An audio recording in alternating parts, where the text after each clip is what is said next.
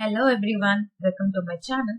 In today's video, we will see how to calculate the total sales by making use of a single formula. Here is a spreadsheet where I have the details of the product, the unit sold and the unit price. Now, in order to find out the total sales, you need to multiply the unit sold with the unit price and then you need to add the total. But in this video, I'm going to show you how to make use of a single formula in order to calculate total sales. So without further delay, let's start off with the formula.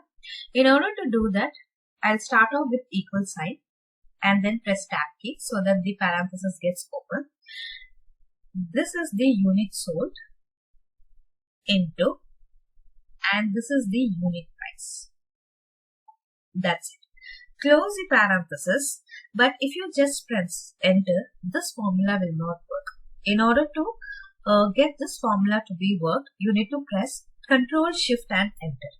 Once you press Ctrl Shift and enter, and that shows the total sales of this particular spreadsheet. Now quickly, in order, we will just verify. So I'll start off with equal sign. So unit sold multiplied by the unit price. I'll just double click. And then I'll just press Alt equals the shortcut in order to add and then enter.